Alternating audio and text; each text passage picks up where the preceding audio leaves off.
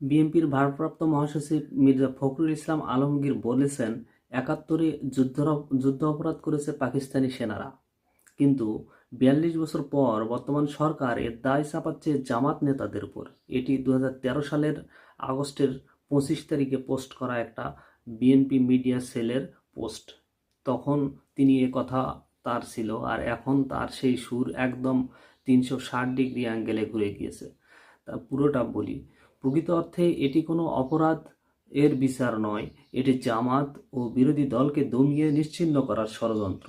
রোববার দুপুরে ঠাকুরগাঁও সদর উপজেলায় সানন্দ ডিগ্রি কলেজ মাঠে স্থানীয় বিএনপি আয়োজিত এক জনসভায় প্রধান অতিথির বক্তৃতায় তিনি এসব কথা বলেন। তো মাত্র ১০-১২ বছর আগে তিনি কি ধরনের কথা বলছেন, আর এখন আসে পুরা ৩৬০ ডিগ্রি অ্যাঙ্গেলে ঘুরে গেলেন, মানে এটা কিসের জন্য?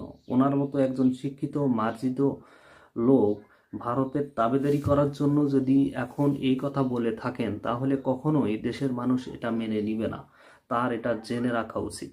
তার বয়স তো প্রায় শেষের দিকে, তারপরে এখন যদি বিতর্কিত হতে চান এই জেনারেল এরশাদের মতো, তিনিও কিন্তু স্বৈরাচার ছিলেন ঠিক আছে, কিন্তু তার অনেক কিছু ভালো গুণ ছিল যেগুলো শেষ বয়সে এসে তিনি তার কামাইয়ের জন্য এগুলো তাকে কেউ মনে রাখে নাই, কারণ তিনি ফ্যাসিস্টের সহযোগী ছিলেন এই কারণে।